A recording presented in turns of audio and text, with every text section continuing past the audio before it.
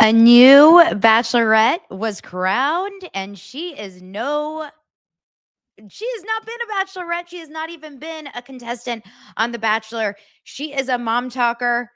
She's a mother of 3. She's got 2 baby daddies, and she's a former Mormon, maybe still a Mormon. Who knows? Taylor Frankie Paul is the new Bachelorette. We're going to talk all about that. Tyler Perry's Accuser has spoken up, and guys, it ain't good for Tyler Perry, and I want to know your thoughts, but I think I believe him. Our favorite, and I'm saying that very sarcastically, Paul Feig, bang, bang. Paul Feig, director Paul Feig, is trolling us. Okay. And I'm not liking it when he's talking about his new movie, The Handmaid. Colleen Hoover has come out with a new book, and some say, and by some, I mean me and my friend Molly Dare, we think it may be about Blake with a little nod to Taylor Swift. Is there a possibility Denise Richards served Charlie Sheen's hookers white trash sandwiches? What are these headlines? And Cody is doing press for Special Forces. All that and more on today's Get Your Arms Ready. It's your daily dose of Donna.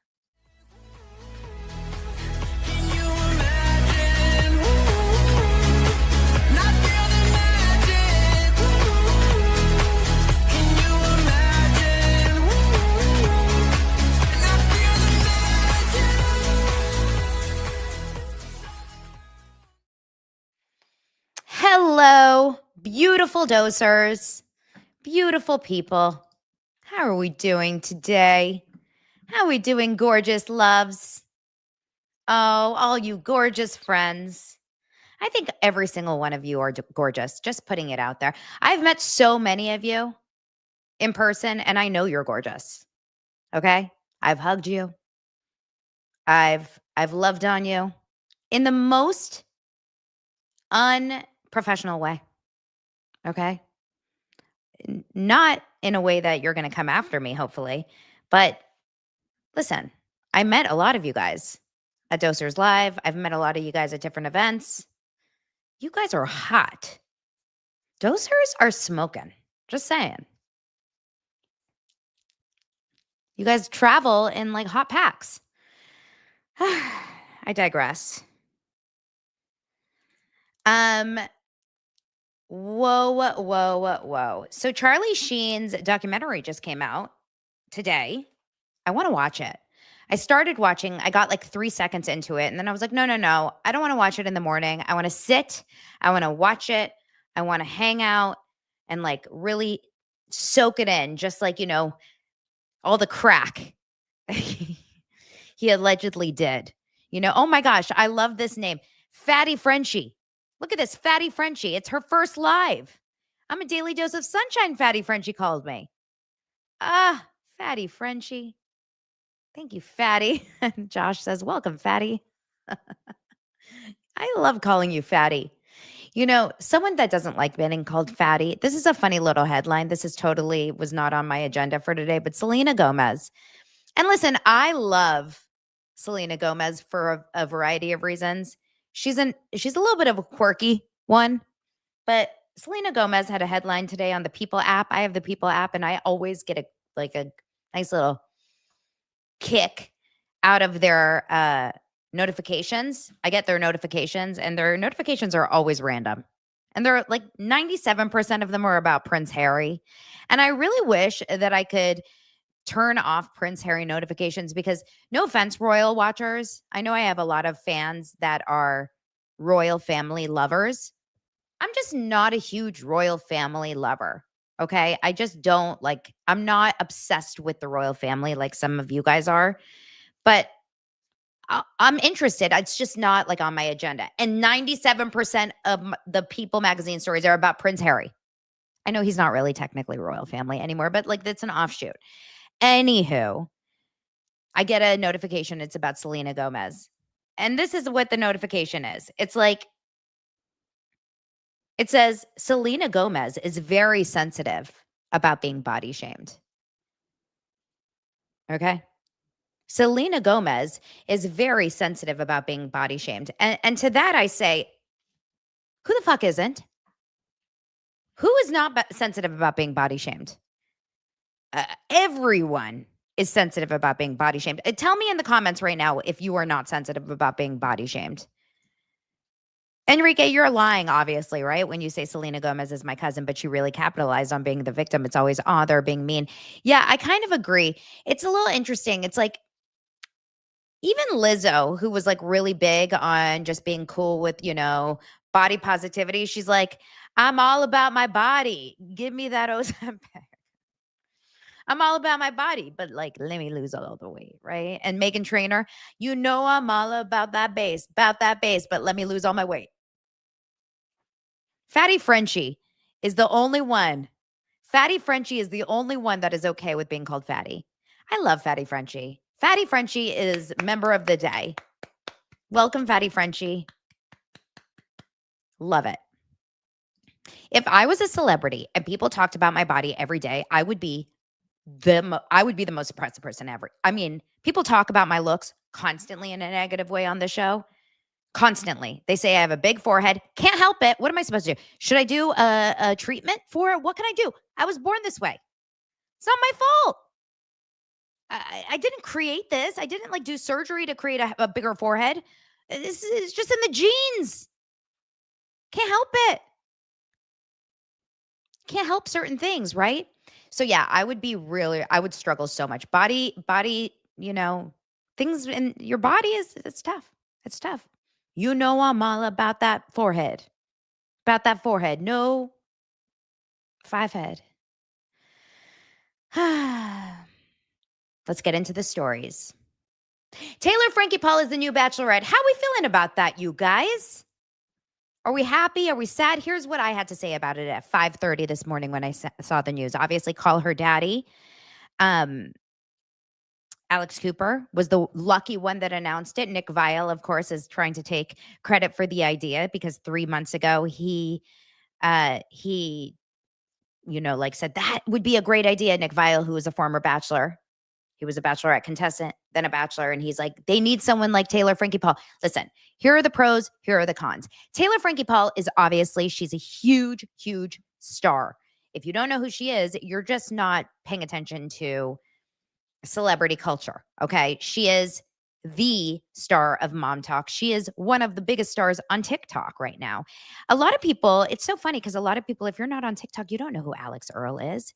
You don't know who Taylor Frankie Paul is, but most people know her because she's also on Secret Lives of Mormon Wives, which is the biggest Hulu show. It did incredible.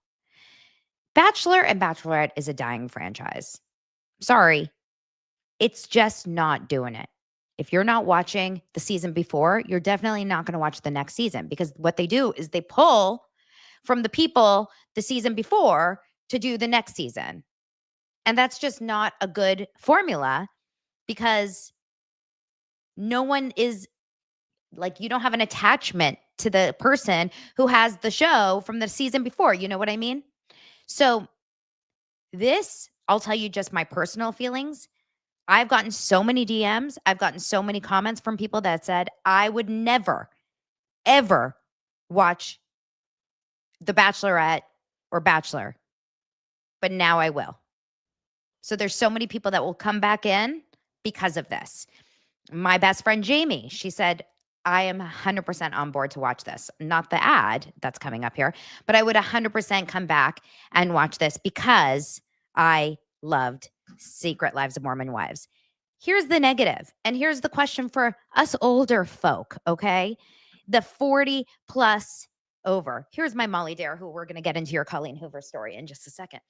The 40 plus over crowd, that's me. Serious question, you guys, and this is not judging, but kind of it is. Let's be for real. Let's BFFR, okay? Do you guys, if you know what BFFR stands for, you've elevated yourself. You get a VIP tier, okay? Tell me if you know what BFFR stands for in the comments. Here's the thing. Taylor Frankie Paul is currently how old? Let's look in the article how old she is. 31. I thought she was 20 something. She's 31 years old. Whoa, what is this article? Rebecca Black reveals gay sex helped her cope with grueling something. Okay, we may have to go there in a second. Rebecca Black is the girl who sings, "It's Friday, Friday." Okay. Kenny thinks it's best friend for real. That's the best friend for real. That's the PG version of BFFR. No, no, no. Keep going. So she's 31. She has 3 children, 3 kids from 2 baby daddies. One was a husband. One is just a baby daddy, Dakota, who is also very thirsty and very public on social media. She posts everything and anything on social media. She's very public. She is very, very out there. Okay. She doesn't shy away from social media. She is very out there. And in fact, one of the criteria she said on Call Her Daddy was like, I will not end up with a man who is not wanting to be on my social media. That is a little odd. Sorry. Fatty Frenchie comes in. Member of the day. I love Fatty Frenchie. Okay, Crafty C is pretty on it. B for effing real. B for effing real. B for fucking real. B for fucking real. Yeah, that's right. I was like, is it right? B for fucking real. There you go. Kitty says best fucking friends, really? An educated opinion has to say justice for Eugene. Justice for Eugene. Justice for Eugene. Okay, stay focused, Donna. So the truth is she has a lot of baggage. There's no question. She's been arrested. She was a swinger. She is sober now. But the positives are she is so open on social media. She is so vulnerable. We've seen her cry. We've seen her ups. We've seen her downs. And she's likable for that reason. But the ratings are going to be through the damn roof. And I think that's ultimately what people care about, right? Isn't that ultimately what ABC and Hulu and Dancing with the Stars and all of them care about? That's what they care about. So Dancing with the Stars has Whitney and Jen Affleck on their shows. It's going to kill. Even their TikToks talking about the show and stuff are killing numbers wise. And then they have this. And at the end of the day, it's a business. So the men that she ends up dating and bringing home to mama, or they're going to bring her home to mama, ultimately, is it going to be a match for love? I don't know.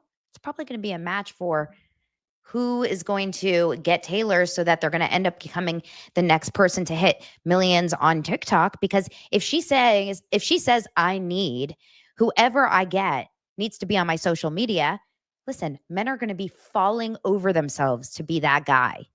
Because if you are the lucky one that ends up getting Taylor Frankie Paul's lucky final rose and proposing to her, you're immediately going to be elevated in follower count. Forget it. You're all of a sudden a star. You're all of a sudden getting the brand deals. As you know, getting TikTok famous equals money. That's it. And just like we used to say about all these reality stars, they go on these shows for fame and for followers. And so will this lead to love? Maybe, maybe not, but it will lead to fame for whoever this man is. So there you go. There you go. My friend Molly, who I was talking with about her, watches her religiously on TikTok and sees it all and says she falls fast and hard for these men watching her on the shows and says, I feel like she will fall really hard for whoever the guys are and she will get her heart broken. No question. If the guy is not really into her back. And I said, well, that's going to be really good TV. It's going to be really good TV to see her get her heart broken, sadly. Now, her parents are also a little bit of a nightmare. If you watch the season 2 of Secret Life of Mormon Wives, her stepdad said some crazy ass shit. I almost want to see if I can find that one clip of what her stepdad said to her in one episode. It was the wildest thing. He basically, like, S-L-U-T. I don't know if I can even say it out loud, but basically shamed her about hooking up with a bunch of different women. I mean, men, not women, men. And I can't even remember exactly what the wording was, but it was a lot. And she has some pretty complex family relationships also. Here is a TikTok about it. Let's find it. Oh, yeah. Here, watch this. This is from TikTok. And it's her mom and stepdad in a scene. I hope you guys can actually see it and listen to it. It'll be very, very interesting to see how this all goes down. Not just her meeting their parents, but hearing the guys meeting her, not even just meeting the guy's parents, but hearing the guys meet her family. What? Freaking honest. He just told me that you guys had seen each other 3 times. I don't know, Taylor. And you're sitting there telling me that he came over and had sex with you? What does that say about you? Stepdad sits at a dinner and basically says, on camera, in front of Dakota, the guy that she had the third baby with, what does that say about you? You were with him 3 times and he came over and you had sex with him on camera in front of the entire family. Mackenzie wants to know if Jax Taylor is the next Bachelor. At this point, I wouldn't be surprised. And you know what? Sheena would probably sign up to be the next Bachelorette. Brock be damned. How many of you would bet that if Sheena got offered the Bachelorette, she would throw Brock under the bus so fast? If Sheena got offered, if Sheena got offered the Bachelorette, she would say, Brock who?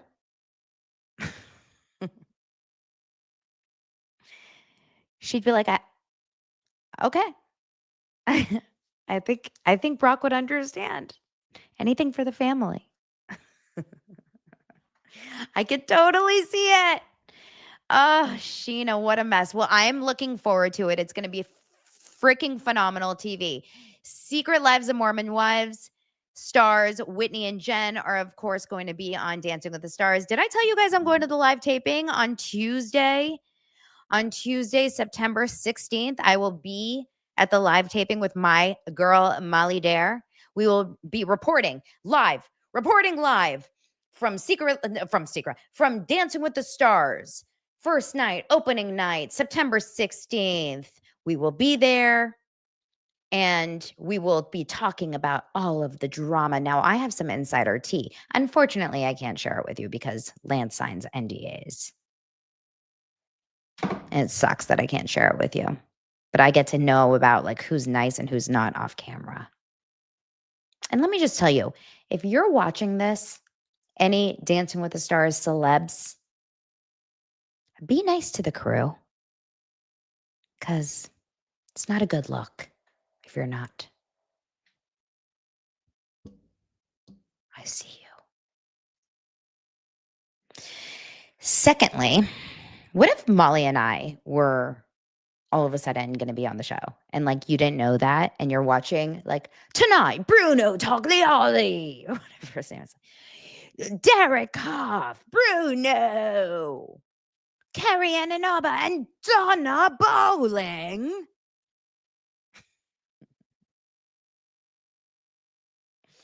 I feel like that is going to be. Michelle goes, hey, beautiful. You already have a microphone. You don't need a lip gloss. Yeah, like I have a microphone. I'm like, hello. That is so funny.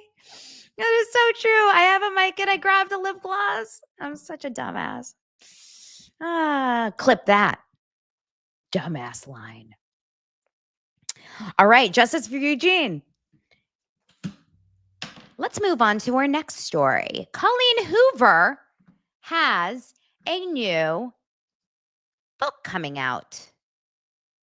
And did you guys know that it's called Woman Down? Woman Down, you say. Huh. Interesting.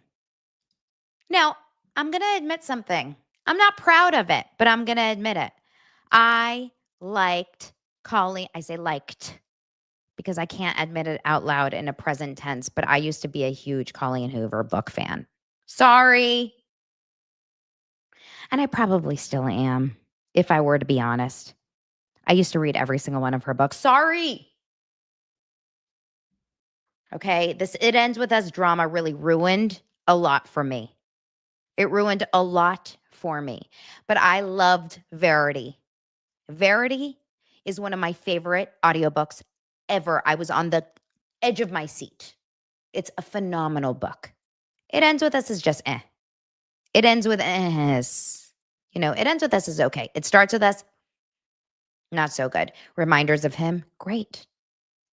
There's some good ones, okay? This new book she just announced. It's called Women Down. But my friend Molly Dare at Molly Dare Media, she had some thoughts about what is this Woman Down book? And who is it based on?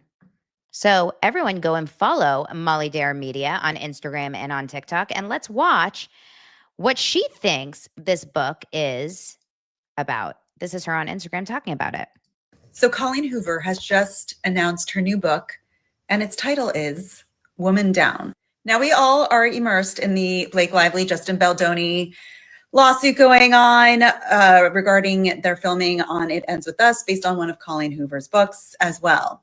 Colleen Hoover came out as a really strong supporter of Blake in the beginning. Then there was a mysterious social media disappearance. Then a bunch of photos of Blake disappeared from her timeline. And now we're just unsure where she stands. However, the title of this book is quite interesting, but even more interesting than the title is the description. She says it's a thriller, probably one of the darkest books I've written in a while, based on this female author who goes to the cabin to write a book. And an investigator comes to her door revealing some not so great news. And she needs to go back to her past to reclaim her reputation. What could this be about? Do we know anyone who needs to reclaim their reputation? Big Emphasis reputation. on reputation. Anyway, Woman Down is set to be released on January 16th, 2026. Very interested to see what people make of this one. We can read it in line for going into the trial. What do you guys think Woman Down is about? Now, she says, Colleen Hoover, in her own caption about it, she makes sure to kind of like, you know, cross off all T's and I's, dot all I's by saying, finally, I have a cover and the book is finished. Some of you may recognize the themes of this one, she says. It was published years ago in a charity anthology as a short story called Saint. I've always wanted to turn that short story into a book, she says. So I deconstructed it, rewrote it, added characters and new twists, and made it a whole new book. Even if you read the whole short story, this one will be a whole new experience for you. So she's trying to do some damage control in advance for all those people that are going to say, oh my God, this is totally just about, you know, what's going on now. She's going to say, no. I wrote this many, many years ago. Guys, we're not stupid. We were born on a day, but it wasn't yesterday. You know what I'm saying? So I think this is an ode to the darkest woman I know. And her name is Blake. Now, another collaborator with Blake is my favorite cowboy hat wearing person, and that's not Kelly Wolf. That's Paul Feig. Okay? Paul Feig, bang, bang. Where's Elsie? Is coming out with his new movie too. Now, all of these movies are based on some of my favorite books, and I'm pissed about that because The Housemaid is also one of my favorite books ever, truthfully. And I'm not joking. If you want to listen to a phenomenal book, it's The Housemaid by Frida McFadden. Phenomenal. Okay? I love these kinds of books. I love these thrillers. It's such a good book. And it stars Sydney Sweeney and Amanda Seyfried, who it takes a long time for my brain to recognize which one is which when they're put in the same room. I'm not joking. Sometimes I'm like, Amanda, Sydney. There are these two like blondes that look like very similar to me. Do you guys struggle with that a little bit too? Amanda Seyfried and Sydney Sweeney are almost like interchangeable to me sometimes. Now, thank you to the lovely doser who pointed this out to me in my DMs today, because the housemaid got some photos released. People Magazine, that's Blake's BITCH. That's Molly. Didn't mean to share Molly again. The housemaid released some photos for People Magazine. Sydney Sweeney and Amanda Seyfried get twisted in the sexy thriller. And of course, Brandon Sklenar. This is all Blake Lively's bitch. This whole article is Blake Lively. And here are some photos. Okay. It's a great book, you guys. It's a phenomenal book. All of these books I love. Wow, it says credit Daniel McFadden. Who is Daniel McFadden? Is he related to Frida? Wait, now I need to know. Daniel McFadden.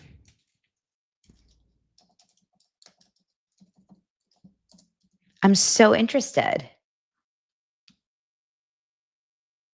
Are they related? Huh. Now I'm going to do some research. They have to be related, right? That's so weird that Frida McFadden writes the books and then Daniel McFadden is the photographer of the stills, but maybe they're not. I literally need to figure this out now. Okay. Anyway, maybe they just hire McFaddens. Okay. Back to the story. So, yeah, it looks like Sydney is the maid. Enrique goes, "Come on, Hollywood." And oh my God, Red Ginger, is that true? That's crazy. So Sydney Sweeney and Amanda Seyfried are full of secrets and people's first look in The Housemaid. The chemistry is simply through the roof, says director Paul Feig, who is also behind the Simple Favor films. Now, the reason why I'm saying that he is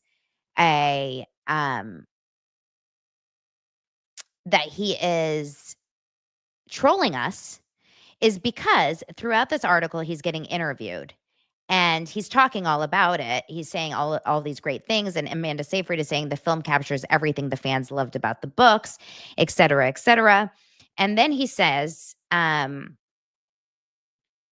Jesus, sorry, that breaking news is kind of crazy. And then he says,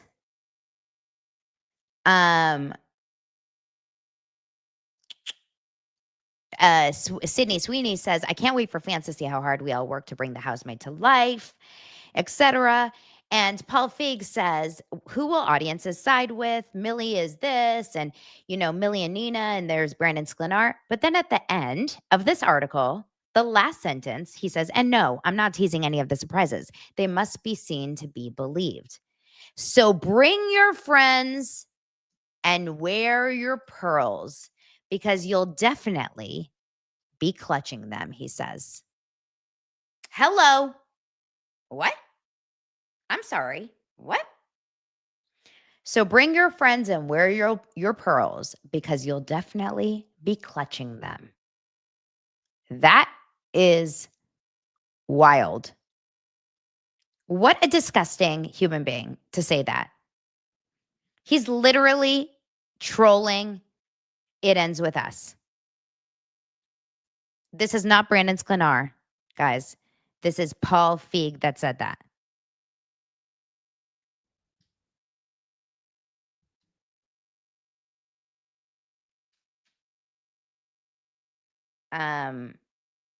Oh my God.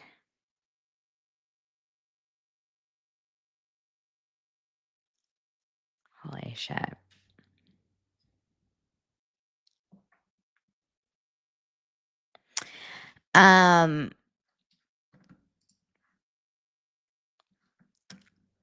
So, okay.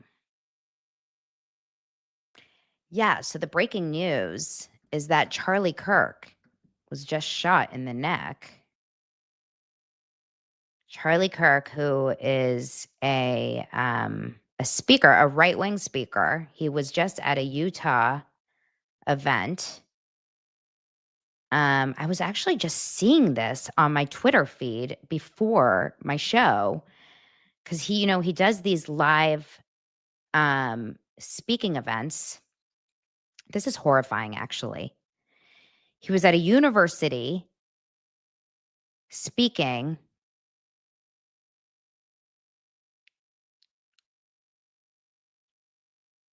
I'm actually very concerned. At Utah Valley University,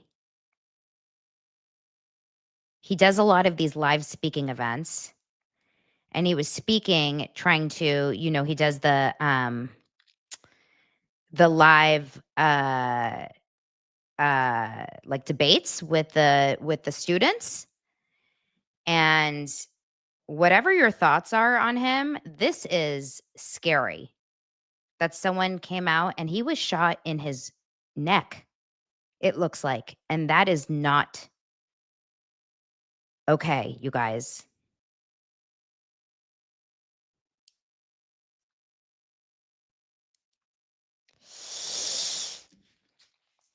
On a college campus, just a public speaker like that.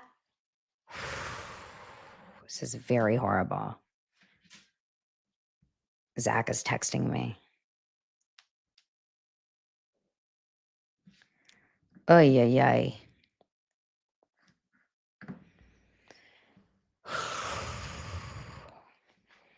That's very, very scary.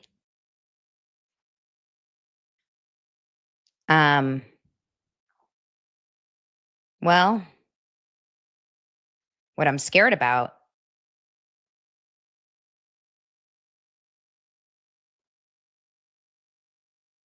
and I actually really appreciate a lot of his thoughts on for the Jews personally. So I am really terrified for a lot of I don't even know what to say right now. I'm just gonna keep going. Right? Should we keep going? But I'm really terrified. The video is really bad. Okay. The suspect's in custody, but what is he going to be okay? Okay. Just in general, I think what we're seeing, okay, I don't want to turn into this turning into anything else, but like the fact that these things are happening, like this public assassination type stuff is happening is very scary. No matter who is speaking, no matter where it is, no matter what it is, should scare anyone, right? The fact that you're at a public event at a school and that is happening to you, no matter what side of anything you are on, is a scary day in America. Sorry, that is a scary day in America. September 10th, right? The day before 9/11. I don't like it. Sorry, guys. Okay, should we change the subject and get back to pop culture? I don't know what to do. Okay, right? We should just go back to pop culture. Someone tell me what to do right now. Okay. Okay. Zach is calling me. Why is he calling me? Am I going to have to change? I'm going to change the subject, and we're going to go back to pop culture. I'm live right now. What do? I have to just get back to pop culture. What were you talking about? I was talking about the Bachelorette, and then I was talking about Colleen Hoover. Oh God, Colleen Hoover, who and Paul Feig. The ice cubes. Yeah, well, Colleen Hoover wrote a new book, and I think it's about Blake Lively. She wrote a book about Blake Lively? I think so. How do you know so? Well, go look at Molly Dara's Instagram. Oh. It's called Women Down. Is it about what Blake did to herself in Another Simple Favor? Yeah. And then Paul Feig just did a article talking about his new book. And I mean, his new movie, The Housemaid, and his last sentence in the Housemaid article says, so bring your friends and wear your pearls because you'll definitely be clutching them. Oh, God. Can you freaking imagine? That's so stupid. What are you excited for Taylor Frankie Paul and The Bachelor? Yes, we just talked about that. And now I'm Oh, just so you trying don't to care. get out of this like weird funk that I just got that breaking news and trying to move past it. So I know. so help me. So are you excited to watch? Are you excited to see Whitney and Jen on Dancing with the Stars? Do you have a MomTok team member that you're rooting for this season since you invited Molly Dare to the premiere and not me? Did I just get in trouble? No, I was just asking a simple question. That's all. Molly Dare is flying into Los Angeles just for this. Wow. It's okay. Zach, You already said on stage that you like her better as a friend than me. well, she's a girl. Wow. Zach, let me ask you a question. Ask me. I'm about to get into the Tyler Perry story in just a little bit. Oh yeah, Do you believe the accuser? I do. I do. Okay, I'm about to get to the story. Well, I'm a little conflicted, but I'm leaning on the side of the accuser and not on Tyler Perry, because Tyler Perry is a big producer. He knew that he had power over this guy. So whether this guy had nefarious intentions or was looking to extort him or whatever, if that was always his motive, Tyler should have known better, and Tyler should have never acted on any of this. And he did. Yeah. All right, I'm going to get into the story right now. If you want to join me live, I'll send you a link. Sure, I'll join you live. Oh, I love that. Okay, good. You'll keep me happy. I'm going to send you a link. All right. Bye. Okay, Zach is just going to join me live and keep us happy. So let's get into the Tyler Perry story, and then I have other stories I want to talk about. And then we can keep things moving. And oh my God, what did I just do? I did full screen. I got so big on my screen. That was so scary. Let's keep it moving, guys. Tyler Perry, the accuser, spoke out.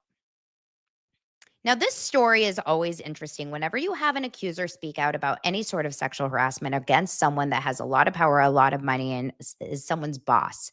And as we did with the Blake Lively story, as we did with the, I was going to say Mel Gibson, with the, what's his name? Kevin Costner story. I will always believe the accuser.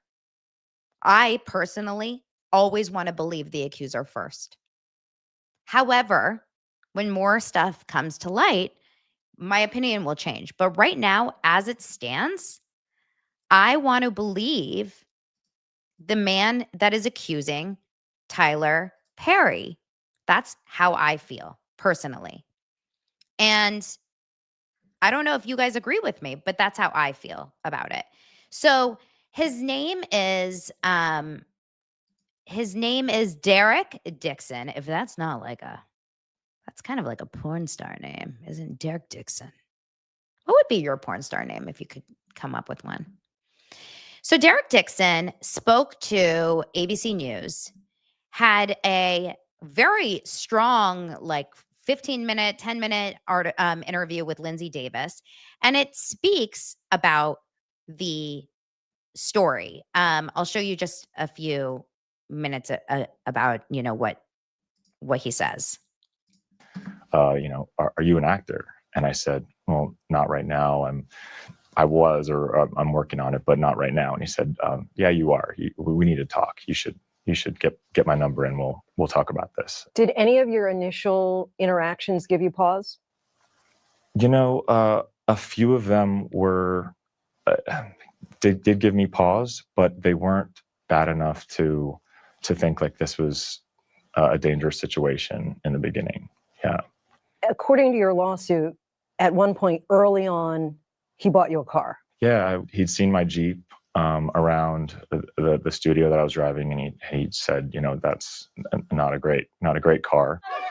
Tyler Perry is an actor, producer, director, playwright, and so basically he's saying that they, started to kind of work together. He was on his show for a long time, and then things kind of started to elevate. The complaint includes multiple screenshots of text messages allegedly between Dixon and Perry.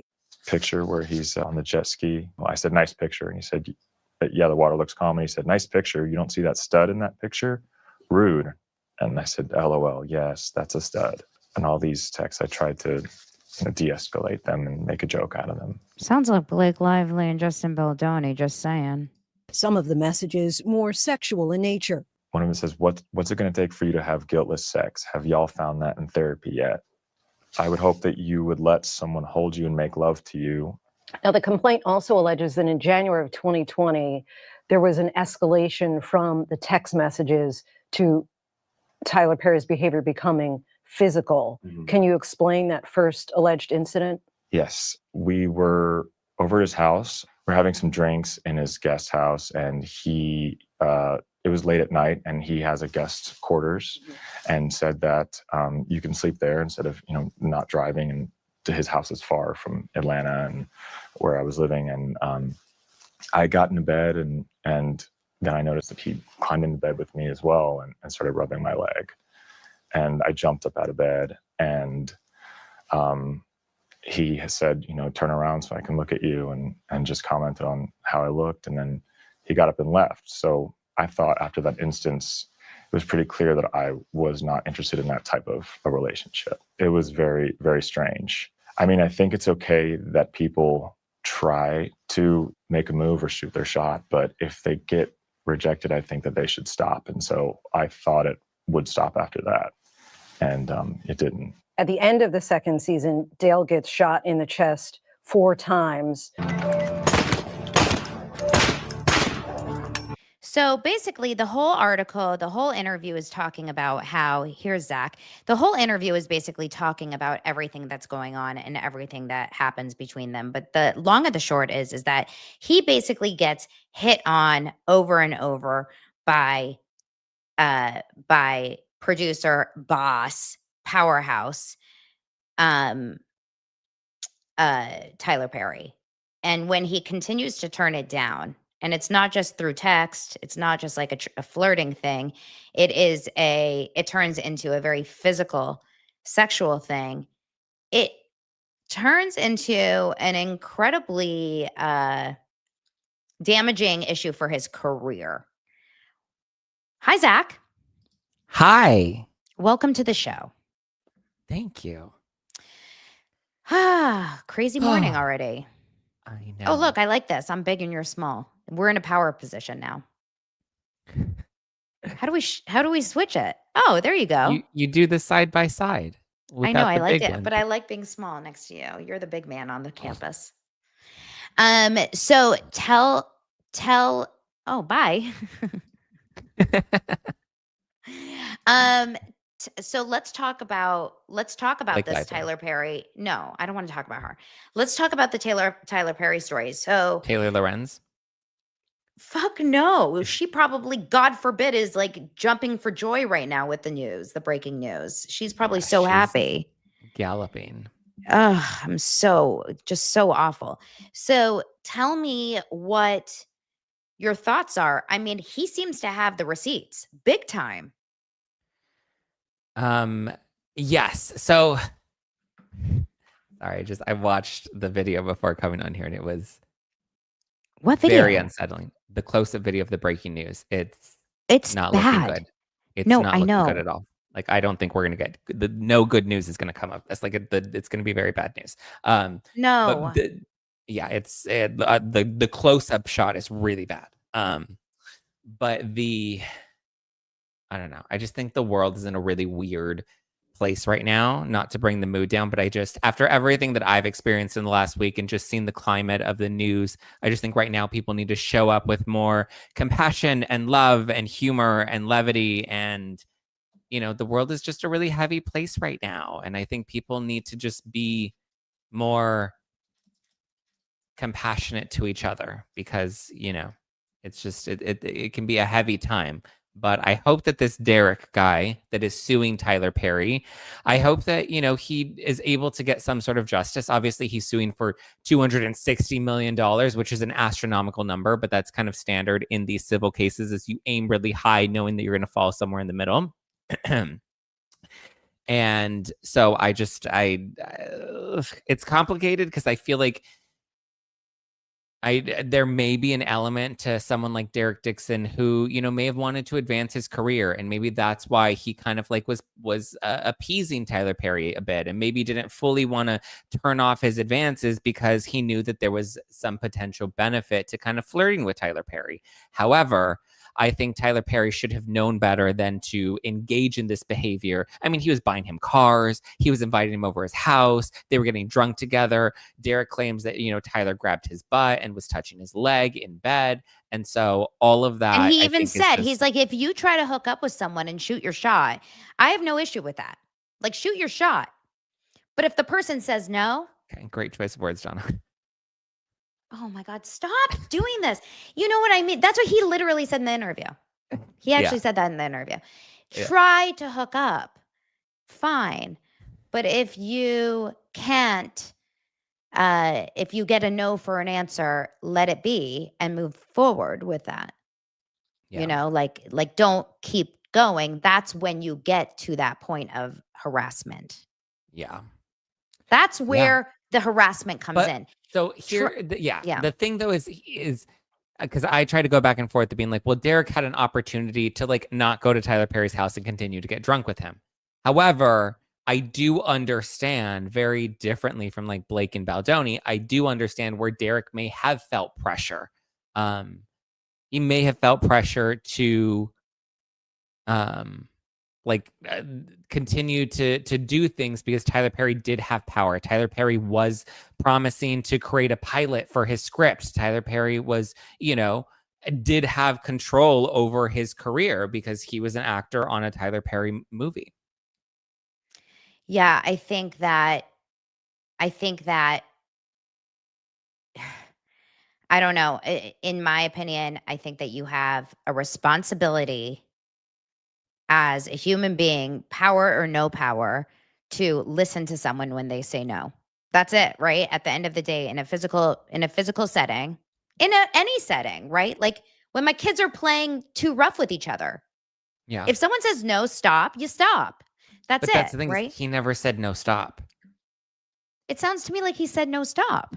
No, he like kind of would. And this is where I'm like, okay, I get why he didn't want to say no, stop, because he didn't want to experience any retaliation from Tyler Perry.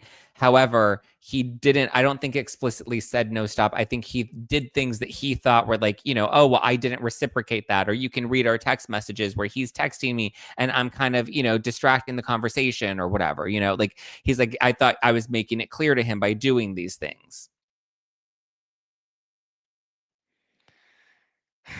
I don't know. I mean, I think we just need a little bit more information. I don't see how this Derek Dixon would go all out and show all these receipts and do all this without having some very clear evidence and reason. I don't trust. Okay. I don't know. My gut in my heart.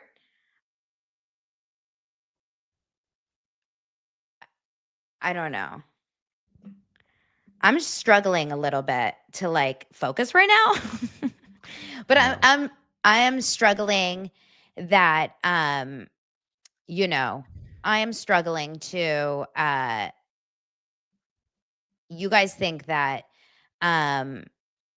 you agree with Zach's perspective. He never actually said no, just insinuated no.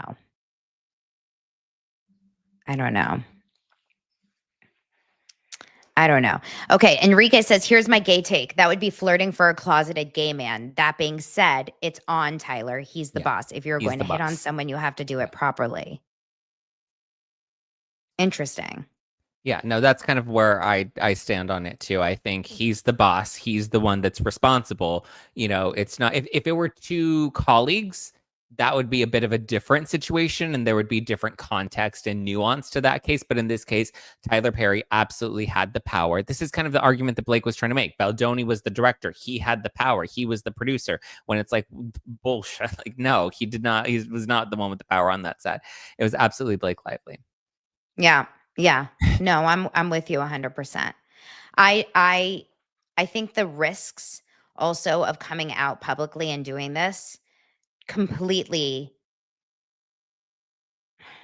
What would you say when you kind of compare it to the Blake Lively coming out and going against Justin Baldoni. Like everyone's saying, why would Blake Lively do this? Why would Blake Lively go out against Justin Baldoni if it wasn't real, if it wasn't true, versus someone like this? You know how a lot of people would say that?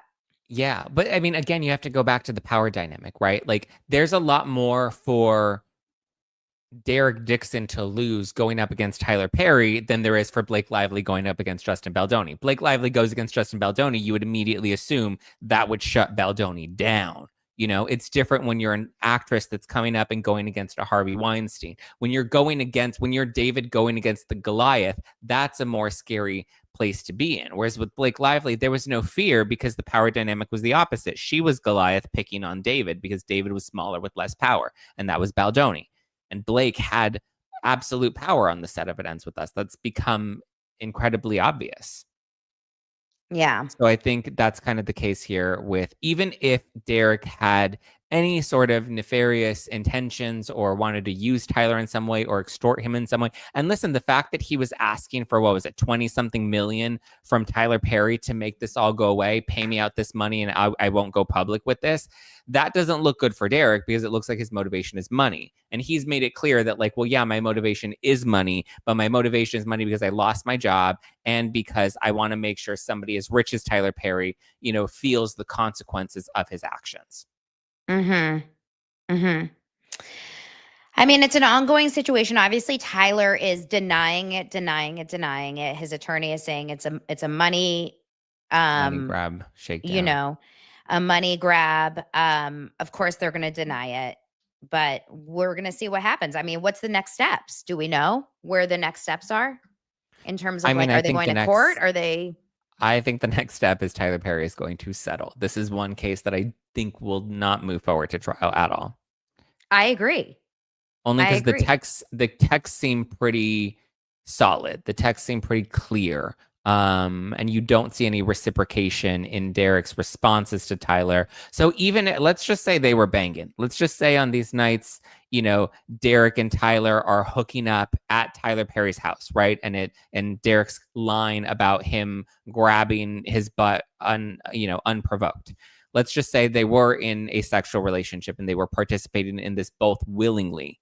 Tyler Perry is still wrong because he should not have been hooking up with his subordinates. Yeah. And promising them scripts and doing pilots and all of that stuff. Yeah. Yeah. I don't think what you guys are saying is I think most people in the comments are saying that they wouldn't feel like Tyler is on the right side here. Like that most people would probably agree with Derek on this side. Yeah. No? Yeah. Yeah. I agree. We're all trying to stay distracted. I think, it's a really odd time to be live talking about pop culture because it does feel, and while, I think where I'm struggling right now, this is Daily Dose of Donna, obviously. And Zach, you and I are very much similar in a lot of ways. Yeah. Without going like political, our world is so divided. And I just went online really fast and I saw a colleague of ours post about it, someone in the Bravo space. And the comments were so disgusting that I almost wanted to vomit. Yeah. I saw a post too and I was like, I can't look at this. Is it I think it is? No, I think it's a different one. And I posted on X, just like the news is devastating. And, my heart goes out to the family. What's so horrible, and I feel like I want to cry. What's so horrible is like, where are we in this society? Yeah. He's a father and he's a husband. Yeah. And the fact is that if someone, I don't know if he's going to make it, and I'm praying to God that he does, but he was shot in the goddamn neck at a far range. It's bad. The video, I mean, if the close-up video is real, which I believe it probably is, it's iPhone footage that people are posting, it's bad. And just seeing the reaction and the coverage and people saying that this is karma in some way. And the fact that like a Bravo colleague posts it and the comments are like, so what are we having for dinner? Like, anyway, LOL. This is good news. Like, I am sickened by our society. This is not a man that is a killer. This is not a man that is a serial murderer. This is not like a Brian Koberger. This is not like a Hamas terrorist. This is a human being that may just not agree with you politically. Yeah. That's it. Yeah. I'm sick to my stomach over it. I'm nauseous over what is happening in our country. But it also, and I don't know if this idea has ever crossed your mind, but it also makes me worry for my own safety. If people get so charged by a difference of opinion that they're willing to do that, you know, I mean, people see us in the market every day, Donna. People and not to make that about us, but I'm just saying, like, the fact that we've gotten to this place where, you know, because we don't agree with somebody, we think it's our job to then put karma in our hands and take somebody else's life. That to me is the sick part. You know what I mean? It's gotten really bad. You're taking, you know, karma, because that's the argument, is people are saying that this is karma. But karma does its thing. We don't create karma. Karma does its thing. When we take that into our own hands, it's a scary, reckless position that we're in right now. I mean, like, I just feel like I also hate that we've lost this place of basic human empathy, of thinking that trying to take somebody's life that's a father and has children. Like, he has 2 babies at home. I know. 2 babies that will not, you know, and well, no, we don't know. We don't know what's going on. That might not. And that's a reality that people need to face right now. That is a harsh reality that people need to think about and face, and realize the position that we've come into as a country, that we're so far fallen. You know, I mean, and there's so much more I can say just about the past week of my own life that has shocked and maddened me, that we've gotten to this place in our country, that, like, this is really where we're at. You know, I will still sit at the same table with people I don't agree with. Every day of my life. I've had people in my home wearing gear and or wearing, you know, stuff on their clothing that maybe I don't necessarily reflect that same sentiment or viewpoint, but you're still welcome at my table. I'm still going to pour you a drink. I'm still going to sit here and have a conversation with you and laugh with you. And at the end of the day, our differences are our differences, because I don't think either of us are bad people, and either of us aren't always good people, but we at least are well-intentioned people, I would think. And anybody that is well-intentioned with a decent heart will absolutely have a seat at my table. I could never imagine cheering for, you know, the detriment of somebody else, you know? And are there people? Go ahead. No, and you and I speak about this all the time, because I truly feel, you know, we've talked about this so much recently, you and I, about how much ostracization, what's the word? Ostracizing.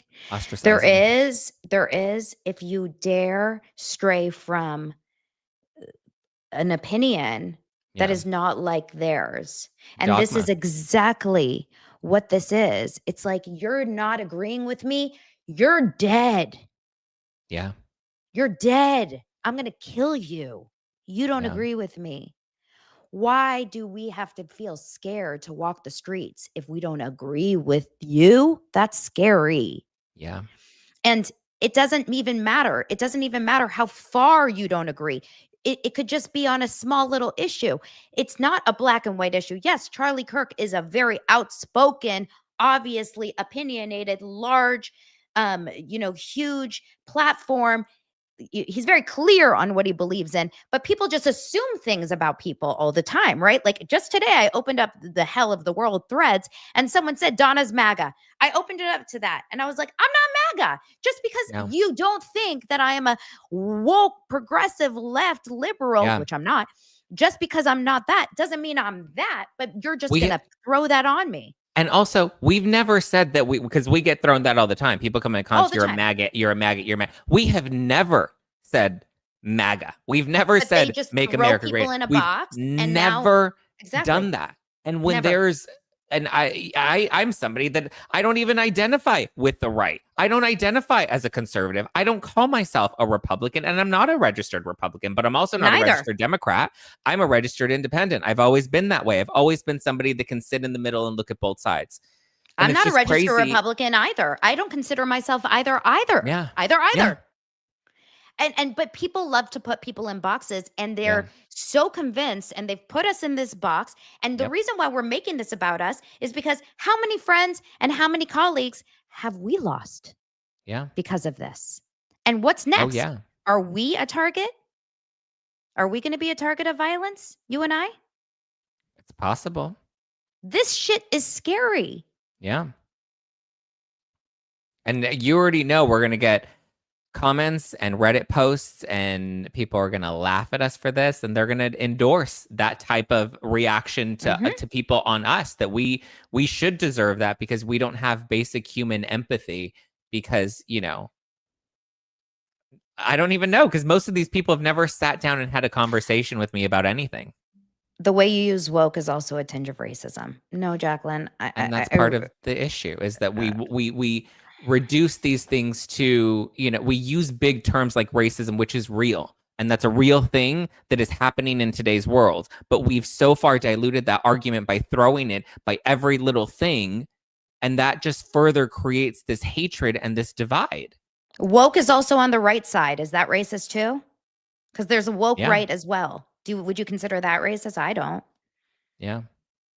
I mean, this is just a true, honest conversation, like super from the heart. This is really scary. This is a really scary time right now. The fact that he's been doing these college tours for how many years? Yeah. That's really crazy. I don't know what security is like on these college campuses that how this happens. Like, I don't know how much security they have on college campuses, but clearly they can't vet everyone. Well, no, it's kind of like a public venue. It's like if you held this rally at a park, you know, they're not going to vet every single person from a distance and whether or not they're carrying. Maybe people that come inside the event parameters, then they can do security and make sure nobody's armed. But if you're from afar, if you're at a school on a college campus and you're on a building, on a roof or on a balcony somewhere, and you're within range. Yeah. This is not political stuff. This is real life stuff. We're talking about somebody that people think deserves to have lost their life. I've never felt that way about anybody. I've never thought anybody, whether I agree with them politically or not, thought that they deserved to lose their life. That to me is crazy. That we've even reduced this to just being like that people are even considering this a political conversation. Because what I mean, I lack empathy because I think it's stupid that you have pronouns, but I don't have empathy because, or I like that's what's so crazy to me. It's like what we've reduced empathy to is you can't have empathy for somebody's life that's a father with children, but I have to have what? Empathy because you want to use they them pronouns. Like that doesn't make sense to me. I don't know where I saw your, the empathy comment, but I'm with you 100%. I'm with you 100%. I mean, look, I feel incredibly touched by this, and people will say it's because you agree with him. I would feel sick to my stomach if this happened to someone on the other side, because I would take responsibility saying, oh my God, if someone doing anything on any side of the aisle was doing this, I'd be like, where is our society going? Because it's coming back twofold now. Yeah. Like, you don't think this is going to come back twofold? Yeah. It's bad on all ends of the spectrum when stuff like this happens. You know, there are going to be crazies on the right that are now going to feel validated to do the same in return. Oh, well, now guns are out. Now it's on. And we're just going to take shots at each other, and it just continues to build up that way. It's like the stocks, what's it called? They're raising. What's it called?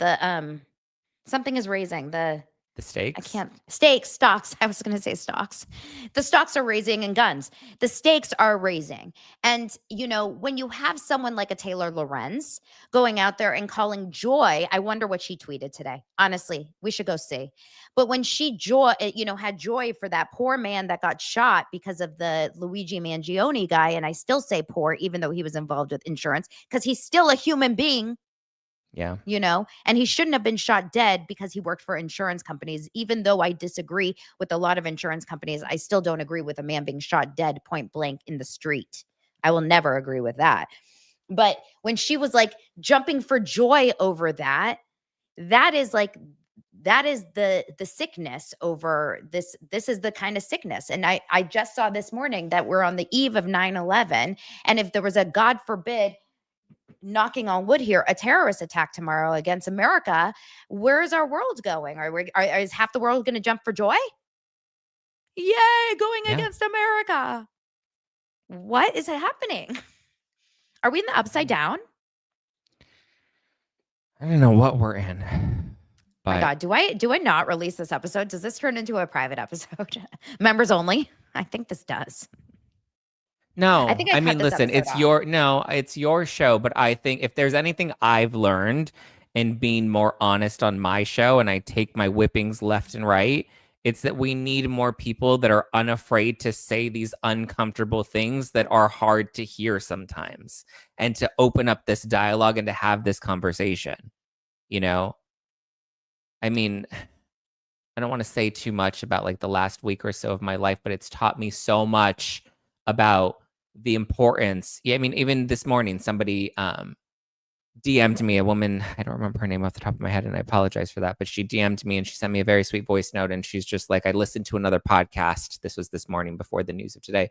She's like, I listened to this other podcast and I was listening to these people and what they were saying and the things they were saying and just the approach, and they were so like mean and catty because it was political and whatever. And she's just like, I love that I can come to your show and you look at both sides and you're willing, unafraid to have those uncomfortable conversations that maybe help me, even if I don't fully agree with you, it helps me understand a different perspective. And I think that that's important to do, you know. And I know I've often felt conflicted about like, well, I'm just fluff and I'm pop culture and people don't care what I have to say about these other issues. But it's like, I try to not come at it from a divisive place. And I know sometimes I can fall short in that, and I will own that. But, you know, I think it's important that we, if anything, continue to put active love out into the world with the platforms that we have.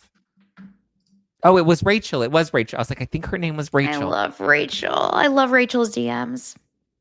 She also just didn't realize how meaningful that message meant to me, considering I don't think that I don't try to be a divisive person. I can own that maybe I have my shortcomings, but I try to not be a divisive person. But it's hard because even in my lack of trying to divide the internet further, I still get hit with that backlash. I still get hit with those people that, you know. Well, I was just told the other day from another person in our space, and they didn't try to do it to hurt me, but they did say that they struggle with having me on their show because it's a double-edged sword. When they have me on their show, they love me and they love the support that I give them, and they think I am good content.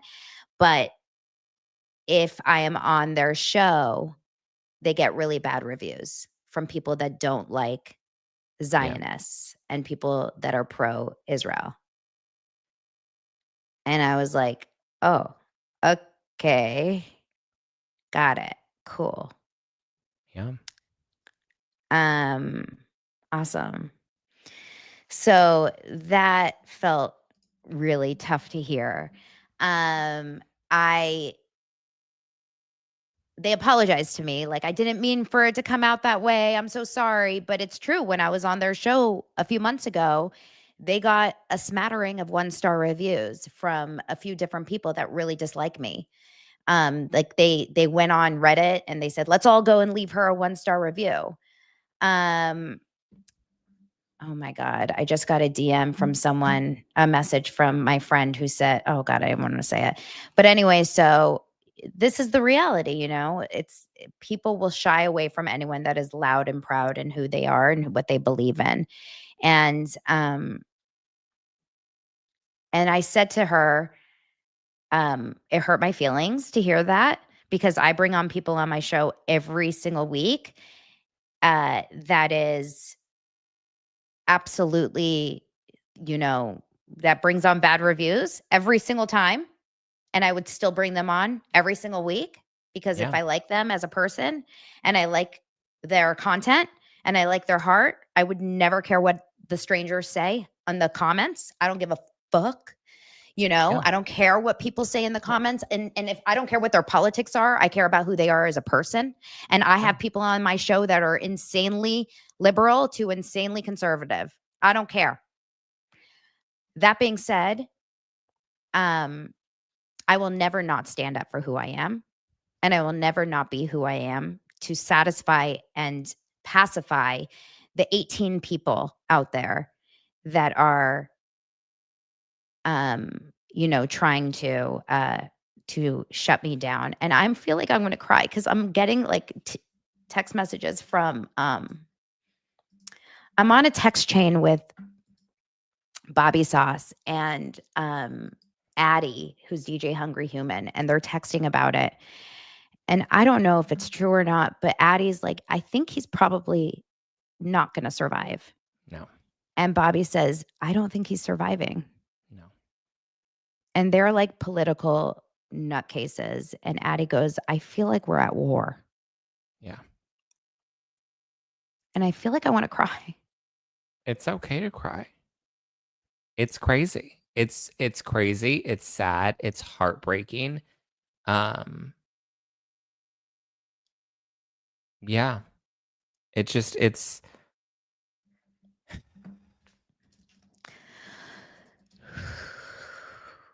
and this is kind of just the world that we live in right now. And I don't care who is at fault, and I don't care who started it, but I care that we have an opportunity to move forward and try to negate it, if that makes sense. Because like the left can say the right started it, right? Trump did this, he launched this war. And then the right can say, well, the left started it with the Biden administration. And we can go back and forth all the way. But it's like, this is where we're at, and we need to then move forward and try to course correct and try to be better. That's all we can do,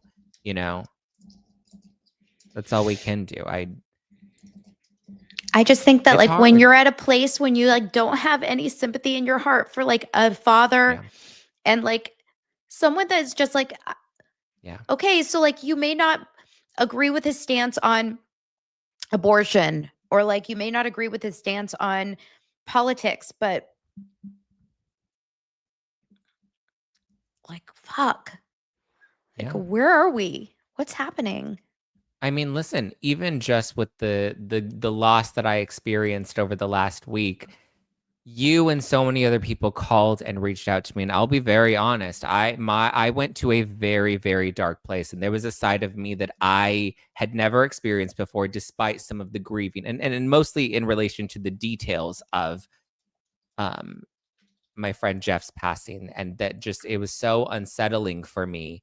And if I didn't have people reaching out, because there were friends that I thought that I had that would not even speak to me at all. And they wouldn't speak to me because they were upset with me for a video that I posted a few months ago about my brother and RFK Jr.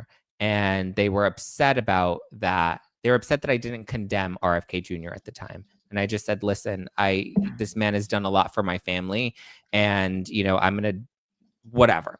But I didn't condemn him, and people were upset about that. But the friends that I thought were my friends were even more so upset about that, to the point they cut me out of their life. And these are people that also knew Jeff, that I expected us to be able to lean on each other. And had I not had friends like you, or just other people that showed up for me, like I don't know if I would have been okay. I feel like this past, like the fact that people can be so callous and cold and cut you off for that reason, knowing that you're in pain and knowing that you're hurting, but still think that they're on the side of empathy. That to me, it was soul crushing to me, because I already was shattered at the loss of a friend. And then I realized how many other friends I had also lost, friends that never had a conversation with me about my politics or where I stand on things, but they chose to judge me for a perception of who they now believe that I am. And because they believe that I'm this person, they thought that I deserved to be sad and depressed and grieve alone. That's fucking sick. And now we're in this place where we're just shooting people because we disagree with them. That's horrible. That's horrible. What people have done to you in your personal life is so fucked and so wrong. And I am so protective over you. It broke me so much. And can we just be 100% honest here? Like, are we just like letting it all out? How can I say that I sent Andy a message. Lawani, not Signor. Oh, no. I sent your friend Andy a DM, and I'm not close with him. I just know him through you. I've never once DM'd with him personally, but I sent him a DM last Saturday, 2 Saturdays ago, like right after Jeff died, because you called me and like you were crying in like such a horrible way. Like you were so sad. I had never heard you cry that way. Like it killed me. And you live alone, and I'm always so concerned about that. Like, I don't know if you're going to be okay. Yeah. And you were bawling like so badly. And I know that it really hurts you that he wasn't reaching out to you. And so I was like, what do I do? So I reached out to him and I sent him a message and I was like, you please reach out to Zach. Like he needs you. And he fucking didn't. And I'm so grossed out by that behavior. Why? What did you do to him? It's not like you slept with his boyfriend or something. I still don't have so that answer. Crazy. I still don't know what I did to him. And he's not the only one. Like, there were other people that I, and even other people that actually. But it's all Jeff. related. No, I think know, it all comes down to your political beliefs. But so like, it's politics? Yeah. My point, like Andy aside though, like there were actually people that knew Jeff too, that I even was trying to like give grace to. You even know, like I was trying to give Andy grace. Like I was trying to like, give everybody else so much grace. And then you were the one that finally stopped me. And it's funny because I don't even remember that first call because you were the only person that answered the phone that morning right after I found out that Jeff died. I was calling everyone and I felt bad calling Donna because I was like, Donna doesn't even really know Jeff that much, but I was just so disoriented. And, it was weird, but I remember you finally being like, stop trying to have empathy for all these other people when they literally can't show you an ounce of that right now. You're trying to give them grace for turning their backs on you when you're literally at your lowest. And that's the part that for me that helped me then like realize, oh, these people want to act like I'm a bad person or they want to act like I'm this or that, but yet I would never do this to anybody. I would never turn my back on somebody when I knew that they were broken. I can't, in my heart, I could never do that to someone. And that's where I'm like, okay, I can be validated in the fact that I may not be a perfect person. I may be a flawed person. I may have my mistakes and I make them in abundance, but like, I know at my core, in my heart, I am not a bad person, and you're not. It's just crazy, I could never, even if it's somebody super, left wing or whatever, like if they needed anything for me, even like I can't operate in that way, You've been nothing but a wonderful friend to me. And I know that I don't have your, full back. I mean, I'm not, 100% in your corner, but I mean, like, I'm sorry, I'm reading something else while my sister is sending me something. See, everyone's sending different things. So my sister sends me something that says that they're airlifting Charlie Kirk to a nearby trauma center where he underwent emergency surgery. As of midday, his condition remains critical but stable, according to a statement from Turning Point USA, is what my sister just sent me. But Lance just sent me a video. I mean, something that says, just saw another angle. There is no way he's going to make it. Wow. Donna, What? And MSNBC just posted their coverage of it, and they just presented the theory. No, I can't. Don't say it's MAGA that did it. Well, they're going to say a Trump supporter did it. They're presenting the theory that it could have just been a shooter that was shooting off their gun in celebration. No. Yeah. MSNBC is trying to say it's not an intentional shooting. Yeah. You've got to That's the fucking be implication that they're kidding. giving. This is such a fucking problem. You've got wait, that's not a real thing. I'll play you the clip. Someone just sent it to me. You guys, we have a serious we need to turn off all social media and all news. Happens. Yeah, and again, emphasize what you just emphasized. We don't know any of the full details of this. We don't know if this was a supporter shooting their gun off in celebration or a supporter. Yeah. What in the fuck? They're trying to gaslight the world into thinking that this is one of his fans. Yeah. That is shooting a gun in celebration and by mistake shot him in the neck. That is so sick. Or even the murder of Irina Zarenska. Oh, don't even get me started. That was crazy. Like, I listened to Don Lemon this morning and be like, hurt people, and we don't know what the motivation was. And I was like, this man literally walked away as people watched this woman die on a train and say, I got that white woman. Like, those are the words that came out of his mouth. And Charlie Kirk was just fighting over this with Van Jones, because Van Jones, who I adore, I love Van Jones so much, but Van Jones was saying this is not a race-related issue. And then Charlie Kirk was saying, well, he did say, this was just yesterday. Charlie Kirk was saying, well, he did say, I just got that white woman. And this was very big in the news just yesterday, because Van Jones just said, Charlie Kirk is totally trying to race bait.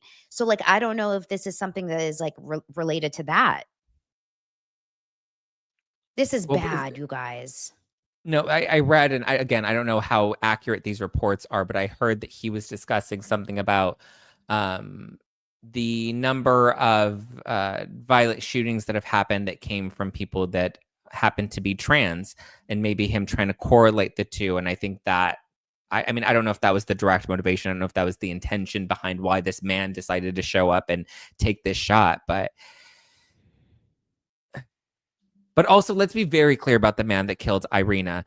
He was a career criminal. He was arrested. He has 14 mugshots. Like, that is somebody that should not have been freely just walking the streets. Like, that's crazy. And then we're trying to justify, and just the lack of humanity and the people that, you know, and I'm not even thinking of like this is a black man and a white one or whatever. And she was a Ukrainian refugee, but just the lack of compassion of the people sitting on that train that didn't even come to her, didn't even tend to her, or there was a man that was filming it with his phone and didn't even like, that to me is crazy.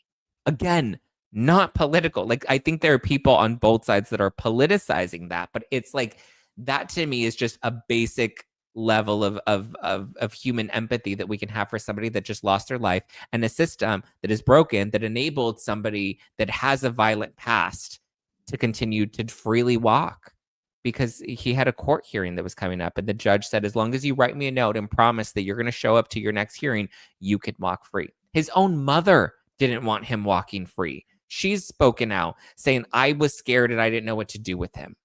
Well, I hate to say it, but mental health is like a major issue. And like, you know, in a wraparound weird way, the, Kelly Wolf story that I've been talking about in the last few days, like her whole family and ex-husband or husband, Scott Wolf, like they're desperate to get her care, but she is an adult and she keeps checking herself out of these places. So like, this is, this is a big, okay, we're getting a little off track here, but, I don't know. I don't know exactly. Everyone is tweeting about it. Obviously, I'm here. I'm looking at, I'll share with you guys. I just looked at whoops, I lost Zach. Hold on. I just looked at the like the trending, Charlie Kirk trending. Dave Portnoy says absolutely disgusting and disturbing video, hoping for the best for him. Anybody who is happy about this is a disgusting human. A bunch of people that I follow, in the Jewish realm are really, really, sad about this, of course. Gavin Newsom, my feelings, but Gavin Newsom even says the attack on Charlie Kirk is disgusting, vile, and reprehensible. Of course, he was on Charlie's podcast, wasn't he? Gavin Newsom was on Charlie Yeah. Kirk's podcast. Or He no, I says think it was the other way around. I think something like that. Charlie Yeah. came on Newsom's podcast. Yeah. He goes, in the United States of America, we must reject political violence in every form. In every way. Yeah. Look, Benjamin Netanyahu even says praying for Charlie Kirk. Megyn Kelly praying for Charlie. Elon Musk says the left is the party of murder. Wow. Even Lauren Knighty, our girl Lauren Knighty. Generally speaking, I never talk about politics online, but this is terrifying. Attempted or maybe actual murder or political violence of any kind should worry all Americans. Whether you like the person who took the bullet or not, I hope he survives. Thank you very much. No Andy one. Signor. Andy Signor, my God, the clip of Charlie Kirk getting shot is horrifying. With that amount of blood loss, I would be shocked to see him survive. I didn't see the clip, and I don't want to see the clip. This is the man who shot him, this old mother effer, this old grandpa. What the fuck? Sorry. And for what? This woman says, and for what? Because he debates college kids and has completely mainstream views. I am horrified and heartbroken. Listen, I have every reason to not like Charlie Kirk. Like, he has openly spoken about his views about gay people, and he is fine to believe what he believes. You know, he believes homosexuality is a sin, and that's his right to believe that. You know, I would never, you know, like, to me, like, he is. It's crazy to me, you know, that people think that, you know, we have to disagree on viewpoints. And, like, if he has no disrespect to me and he doesn't care what I do with my life, I shouldn't care what his life, as long as it doesn't affect people. I don't understand how we've gotten to this place in the world. Yeah. Okay. I don't know what I'm going to do with this episode. I almost want to stay live just talking about it, but this feels like not the episode I started. I may cut this part. Should I keep this? I don't know what to do. This is not a pop culture show anymore. Obviously, it started with Taylor Frankie Paul. We had like a good 30 minutes of fun. So I don't know what to do. What should I do? You have to do what feels good in your heart. I would leave it in because, like I said, I think it's important that we have platforms, and it's important that we have raw, vulnerable emotion, and that we're reacting to things that are visibly upsetting.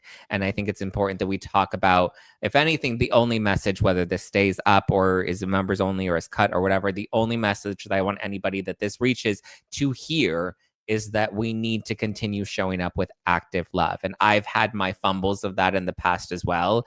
But moving forward, like, this has absolutely, you know, I think hopefully brings people together more than it separates us, because it's seen how devastating this, you know, political divide has become.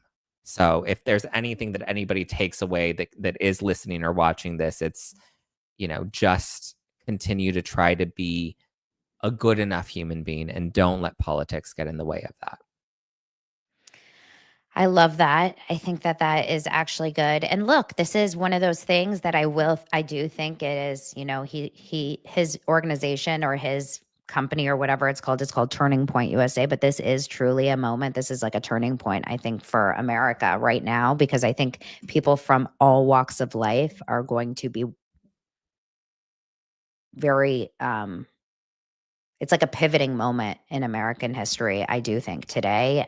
We were live, we were here, and we're seeing it in this moment. So at this moment, I do want to, you know, I am someone that believes in God. You don't have to believe in God.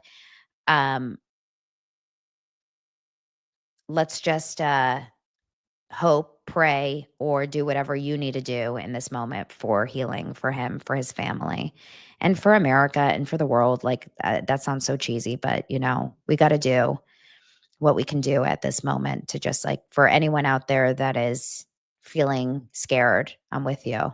For any, like, you know, I've got kids growing up in this world. It's scary out there, and we can only just hope that there's more good than bad. Sadly, the bad is getting all the attention online, you know, in the comment section and the social media and even on the news. But when you're out in the world, there's really more good than bad.